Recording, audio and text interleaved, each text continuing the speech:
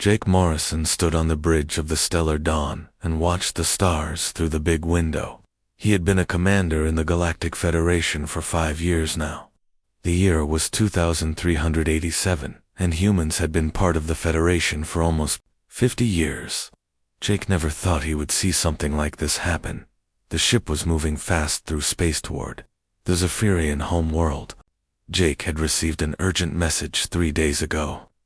The message was simple, but scary. It said that something terrible was happening to all the alien races in the galaxy.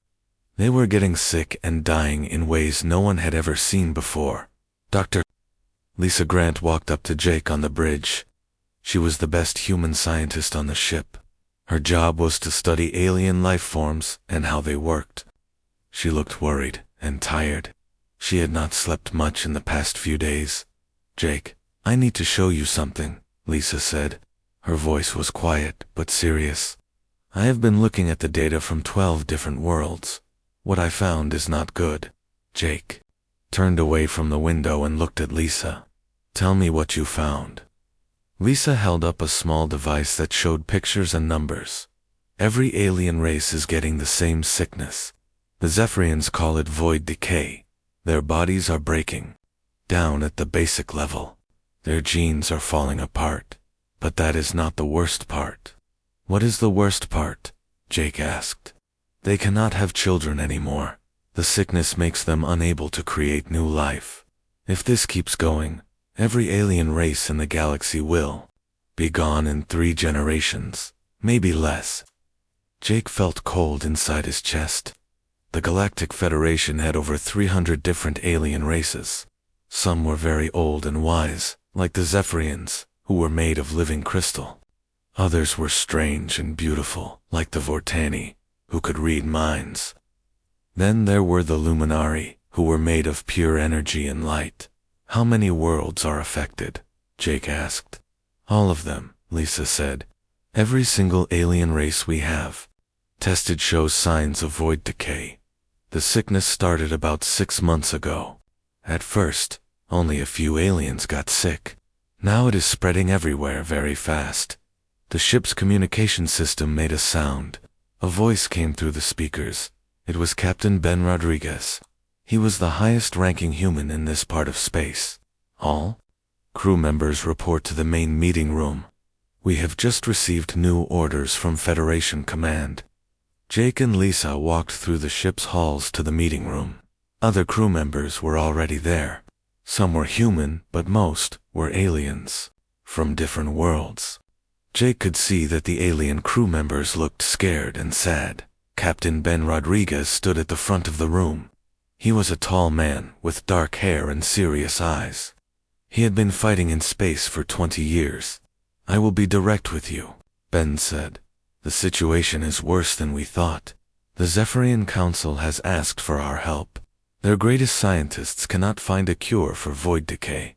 The Vortani mind readers have tried to understand the sickness by looking into the thoughts of sick aliens. They found nothing useful. Even the Luminari, who can see energy and life force, cannot figure out what is causing this." One of the alien crew members raised her hand. She was a sylphite named Aria. The sylphites were tall and graceful, with skin that changed colors. "Captain, what about the old medicines and treatments? Have they tried everything?" Ben shook his head. "They have tried everything they know. Nothing works. The sickness keeps spreading and getting worse. But there is something strange that Dr. Grant discovered." Lisa stood up and spoke to the group. "I have been testing samples from different alien races. I also tested human samples as a comparison. What I found was surprising. Humans do not get sick from void decay.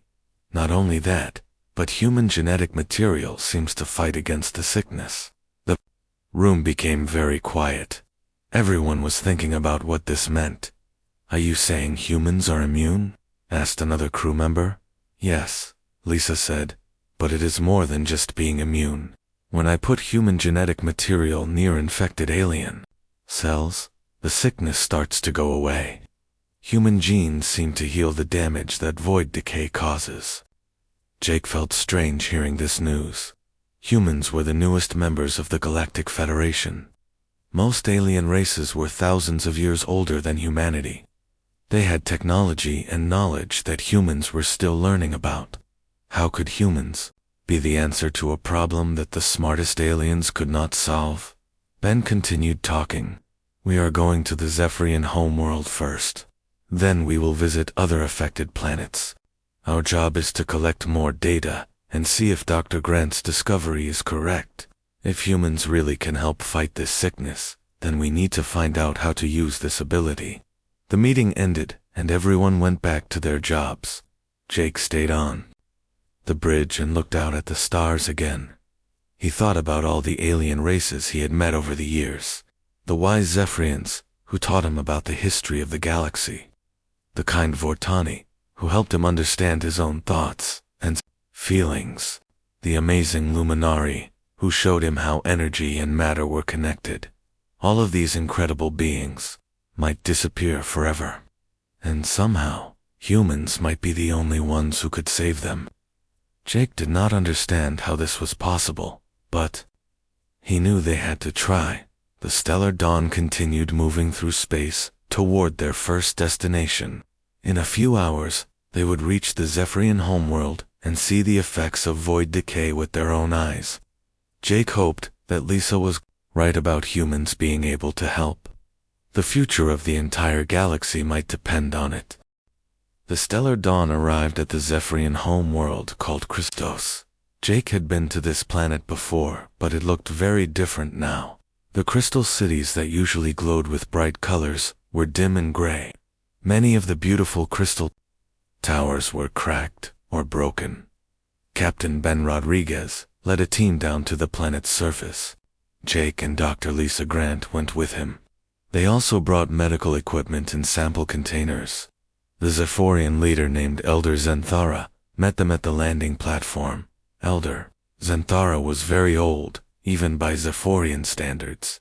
His crystal body was usually bright blue, but now it looked cloudy and weak.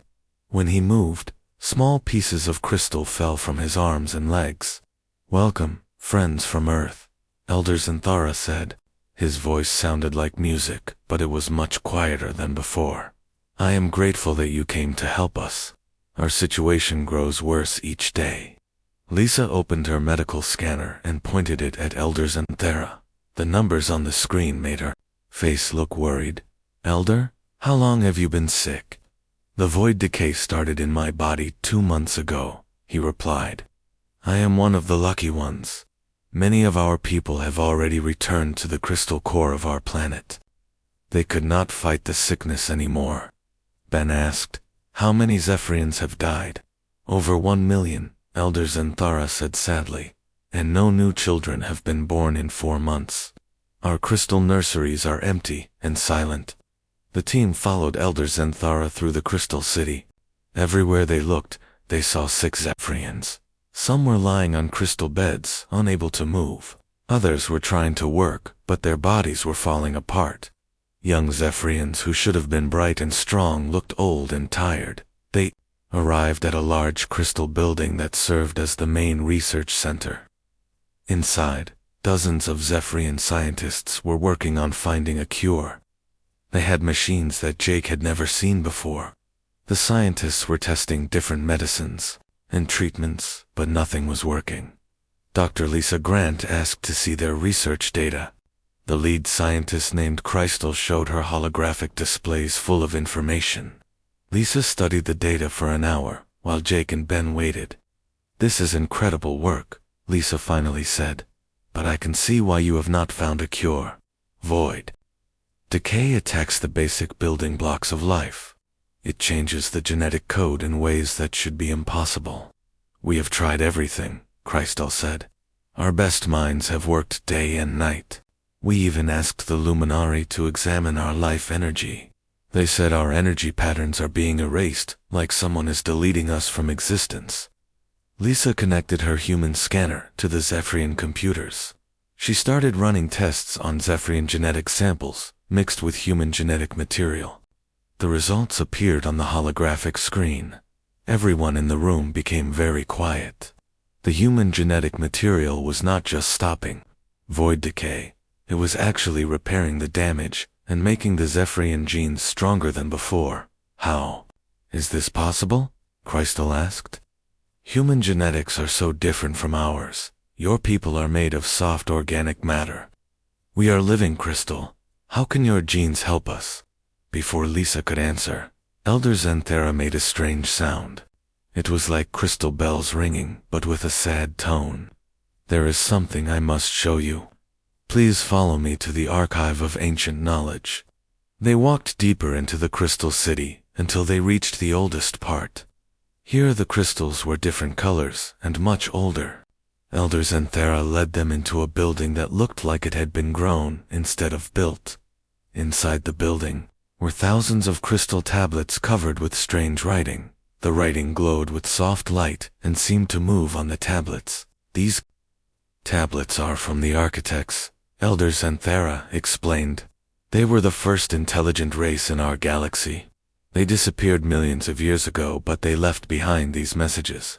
What do the tablets say? Ben asked. Elder Zenthera touched one of the tablets, and the writing began to glow brighter. This tablet speaks of the great catalyst. It says that one day all life in the galaxy would face a terrible danger. When that time came, the catalyst would appear to save everyone. Jake felt goosebumps on his arms. What is this catalyst? According to the tablet, the catalyst is a species that contains the perfect genetic pattern. Their genes would be able to mix with any other form of life and make it stronger. The tablet says the catalyst species would be young compared to others, but they would carry the key to saving all existence. Lisa looked at her scanner readings again. Elder Zenthara, are you saying that humans might be this catalyst species? The description matches perfectly, Elder Zenthara said. Humans appeared in the galaxy recently. Your genetics are very adaptable, and now we see that human genes can cure void decay. Ben walked closer to the glowing tablet. Is there more information about how this is supposed to work? Elder Zenthera touched another tablet. This one speaks of the joining. It says the catalyst species must share their genetic gifts with others. But it cannot be forced. It must happen through connection and understanding between different species. You mean humans would need to somehow combine their genetics with alien species? Jake asked. That appears to be what the architects intended, Elder Zenthara replied. But there is a warning here too. It says that not everyone will accept the catalyst. Some will fight against it because they fear losing their pure genetic heritage. Lisa was still studying her scanner data. The mixing would not destroy alien genetics. It would enhance them. Human genes seem to act like a foundation that makes other genetics stronger and more stable. Suddenly, the crystal building shook. Alarms started ringing throughout the city. A Zephyrian guard ran into the building. Elder Zenthara, we have received an emergency message from the Galactic Council. They are calling for an immediate meeting of all species leaders. The void decay has spread to the Luminari homeworld. Even beings made of pure energy are getting sick. Elder Zenthera's crystal body dimmed even more. If the Luminari are affected, then truly no one is safe. Captain Rodriguez, will you take me to the council meeting? It is time to share what we have learned about the catalyst. Ben nodded. Of course, Elder. We should also contact Earth and tell them what we have discovered. As they prepared to leave Christos, Jake looked back at the crystal tablets. The ancient writing seemed to pulse with light, as if it was alive. He wondered what the architects had really planned for humanity. Were humans really meant to save the galaxy? And if so, what would that mean for the future of all the species in the Federation? The stellar dawn lifted off from the crystal planet and headed toward the council station.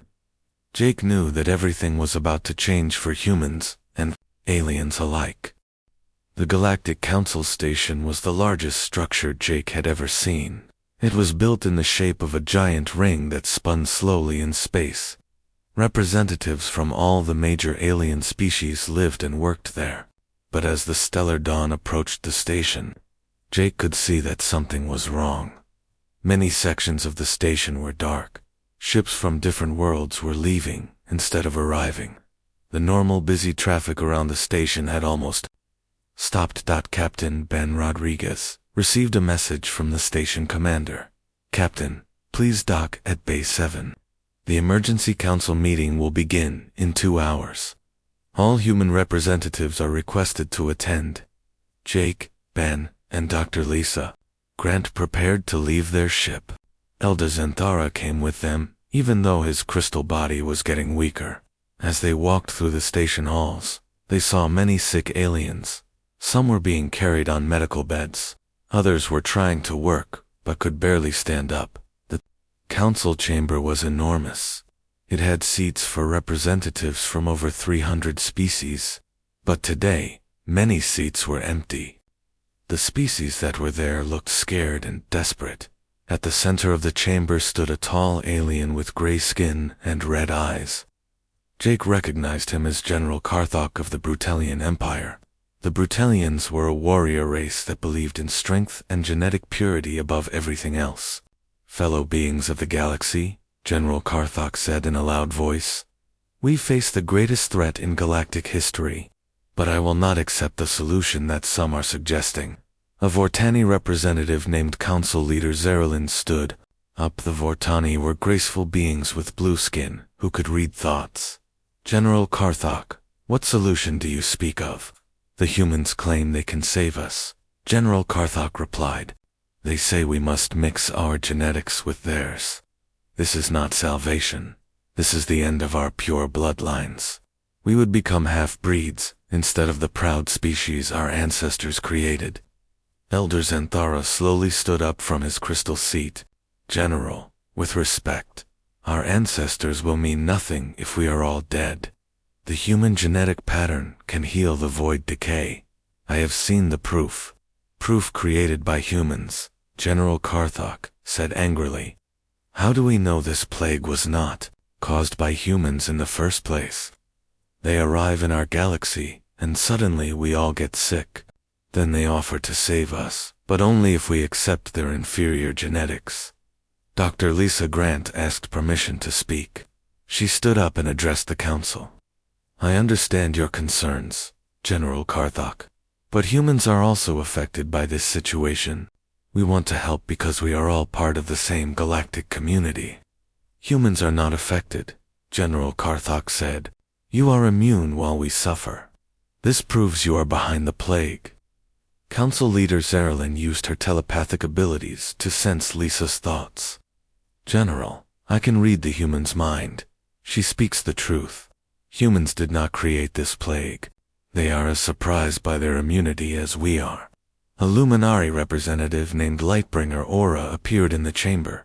The Luminari looked like beings made of golden light and energy, but even Aura's light seemed dimmer than usual. The Luminari have studied this plague, Aura said. Her voice sounded like music. We can see the energy patterns of all living things. Void decay is not natural. It was created by an ancient force that wants to destroy all advanced life in the galaxy. What kind of ancient force? Ben asked. We do not know, Aura replied. But the energy signature is very old, older than any current species. The plague was designed to target all forms of advanced genetics, except for one specific pattern. Elder Xanthara activated a holographic display that showed the architect tablets. The tablets speak of this. They knew this day would come. They prepared a species to serve as the genetic foundation for rebuilding galactic civilization.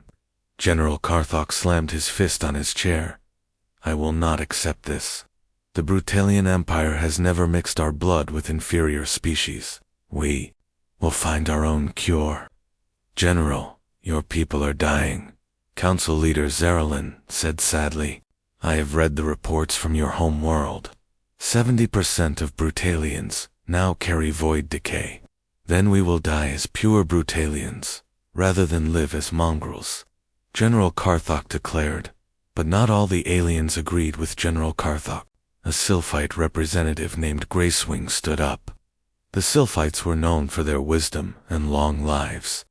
The Sylphite Collective has decided to accept human genetic assistance, Gracewing announced. We have already begun preliminary tests. The results are promising. Our scientists believe that combining Sylphite and human genetics will create children who are stronger than either parent species. General Karthok's red eyes blazed with anger. You are fools, all of you. When you realize what you have done, it will be too late. Your species will be gone forever, replaced by human hybrids. Our species will be gone anyway if we do nothing, Elder Xanthera said weakly. His crystal body was becoming more cloudy. At least this way, part of us will survive. Over the next several hours, the council debated the issue. Some species, like the Zephyrians, Sylphites, and Vortani agreed to try genetic integration with humans. Others, like the Brutalians, the metal-based Phtarians, and the plant-like Verdani, refused. Dr. Lisa Grant presented her research data to the council. She showed how human genetics could repair damage from void decay without destroying alien characteristics. The hybrid genetics would be new, but they would still carry the essential traits of both parent species. As the meeting continued, Jake noticed that General Karthok was gathering supporters. These were mostly warrior races and species that valued genetic purity above survival. They were forming what they called the Pure Strain Alliance. When the council meeting ended, the galaxy was divided. About half the species agreed to work with humans on genetic integration. The other half joined General Karthok's alliance and vowed to find their own solution. That night, Jake could not sleep. He walked through the station and saw human scientists working with alien volunteers. In one laboratory, a Sylphite female was talking with a human engineer named Pete Collins. They were discussing how their species might work together. In another laboratory, Dr. Lisa Grant was working with Vortani telepaths to understand how human Vortani genetics might combine. The Vortani seemed excited about the possibility of children who could both read minds and think in the logical human way. But Jake also heard reports of violence. Ships belonging to the Pure Strain Alliance had attacked a human research vessel near the Farian homeworld. No one was killed, but the message was clear. The Alliance would fight against genetic integration. Captain Ben Rodriguez called Jake to the communication center. We just received word from Earth. The government is sending more ships and scientists to help with the integration program. But they are also sending military vessels. They expect the Pure Strain Alliance to cause trouble. Jake looked out at the stars through the station window. The galaxy had been peaceful for decades. Different species had learned to work together and respect each other. Now that cooperation was falling apart because of fear and prejudice. Do you think we are doing the right thing? Jake asked Ben. I think we are doing the only thing that might work, Ben replied. If General Karthok and his alliance want to find another solution, I hope they succeed. But we cannot wait for them while entire species die out. Jake nodded, but he felt worried. The genetic integration program might save alien species from void decay, but it might also start a war that could destroy the Galactic Federation forever. 3 months had passed since the council meeting. Dr. Lisa Grant was working in a research facility on the planet New Haven. This was a world that had been built for cooperation between different species. Many aliens who agreed to genetic integration had come here to work with human scientists. Lisa was studying her latest test results when alarms started ringing throughout the facility. Red lights flashed in the hallways. An emergency announcement came over the speakers. All personnel report to secure areas immediately. We are under attack by Pure Strain Alliance forces. Lisa grabbed her most important research data and ran toward the emergency shelter, but she did not make it in time. The door to her laboratory exploded inward. Alliance soldiers in heavy armor rushed inside. The soldiers were Brutalians and Farians, working together. Their leader was a Brutalian captain named Vec. He pointed a weapon at Lisa. Dr. Lisa Grant, you will come with us. General Karthok wants to speak with you. I will not help you. Lisa said bravely. The integration program is saving lives. Your alliance is letting people die for no good reason. You are destroying the genetic heritage of the galaxy, Vexstar replied. We will find a cure that does not require human contamination. The Alliance soldiers captured Lisa and 3 other human scientists. They also took several alien volunteers, who had been working on the integration program, as their ship left New Haven. Lisa could see Alliance warships attacking the research facility. Meanwhile, Jake Morrison was on the Stellar Dawn heading to the Vortani homeworld. The Vortani had been very successful with genetic integration. They were among the first to produce healthy hybrid children. Council leader Zerilyn met Jake at the Vortani capital city. She looked much healthier than she had 3 months ago. Her blue skin was bright, and she moved with energy. Jake, I have wonderful news to share, Zerilyn said with a smile. The first generation of human Vortani children are thriving. They have abilities that neither parent species possessed alone. She led Jake to a nursery where several young children were playing. The children looked mostly Vortani, but with some human features. What amazed Jake was that they could communicate telepathically like Vortani, but they also spoke out loud, like humans. These children can read thoughts and emotions like we do, Zerilyn explained. But they also have human logic and creativity. They solve problems in ways that neither pure Vortani nor pure humans could manage. Jake watched one little girl who was about 5 years old. She was playing with toys but also having a telepathic conversation with another child across the room. When she saw Jake watching her, she walked over to him. Hello, the girl said both out loud and directly into Jake's mind. You are Commander Morrison. My mother told me about you. You helped bring humans and Vortani together. Jake knelt down to talk with the girl. What is your name? I am Hope, she replied. That is what my parents named me, because I represent hope for the future. As Jake talked with Hope and the other children, he received an urgent message on his communicator. It was from Captain Ben Rodriguez. Jake, we have a problem. The Pure Strain Alliance has captured Dr. Lisa Grant and other scientists. They are demanding that we stop the integration program, or they will execute the prisoners. Jake felt cold fear in his stomach. Lisa had become one of his closest friends over the past months. She was also the most important human scientist working on genetic integration. Where are they being held? Jake asked. General Karthok has taken them to the Brutalian fortress world of Iron Gate. It is heavily defended. A direct assault would be suicide. Council leader Zerilyn had been listening to the conversation. Jake, the Vortani will help rescue your friend. We owe humans a great debt for saving our species. Over the next week, Jake worked with alien allies to plan a rescue mission. The Sylphites offered to use their ability to change skin color for camouflage. The Luminaries said they could disrupt Alliance sensors with energy pulses. Even some reformed Farians who had left the Alliance wanted to help. The rescue team included Jake, Pete Collins the human engineer, Zerilyn, and volunteers from several species that supported integration. Their ship approached Iron Gate using Luminary energy manipulation to avoid detection. On Iron Gate, Dr. Lisa Grant was being held in a prison cell with the other captured scientists. General Karthok visited her every day, trying to convince her to help the Alliance develop a pure cure for void decay. Dr. Grant, your integration program is an abomination, General Karthok said during one visit. These hybrid children are not natural. They are artificial creations that will replace their parent species. Lisa looked at the general with sad eyes. General, I can see that you are sick. Void decay is spreading through your body.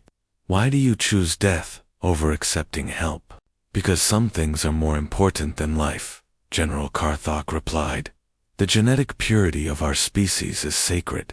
Our ancestors fought and died to preserve our bloodlines. I will not be the one to throw that away. Your ancestors would want their children to survive? Lisa said. Genetic integration does not erase your heritage. It builds upon it. The hybrid children carry the best traits of both parent species, but General Karthok would not listen. He was too proud and too afraid of change. That night, the rescue team attacked Iron Gate. The Sylphites used their camouflage to sneak past guards. The Luminari created energy disruptions that confused Alliance sensors. Jake and Pete fought their way through the fortress while Zarelin used her telepathic abilities to locate the prisoners.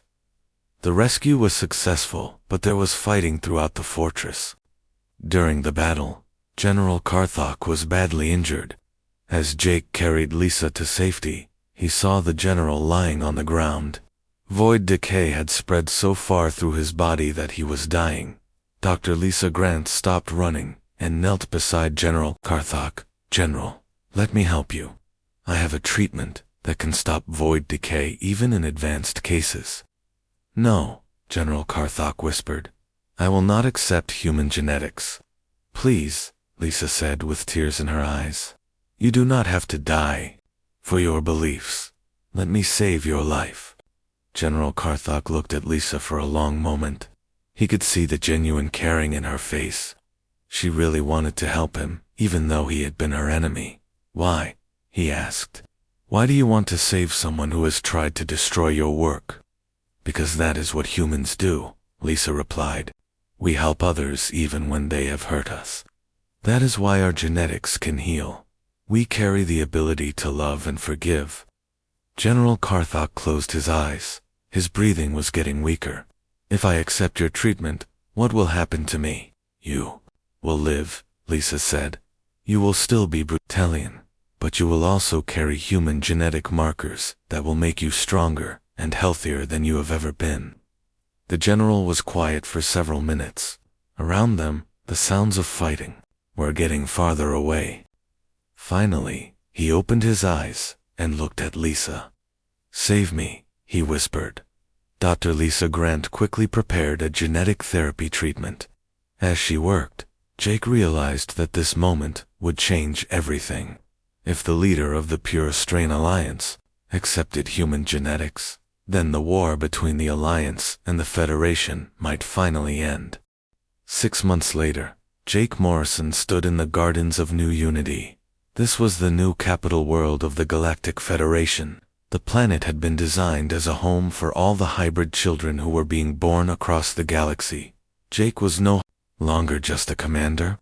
He had been promoted to admiral and was now in charge of protecting the integration program. But more importantly, he was a father. His wife Zarelin had given birth to their daughter Hope 3 months ago. The little girl was amazing. She had her mother's blue Vortani skin, but her father's brown human eyes. She could read emotions telepathically, but she also laughed and cried like human babies. When she smiled, Jake felt like the luckiest person in the galaxy.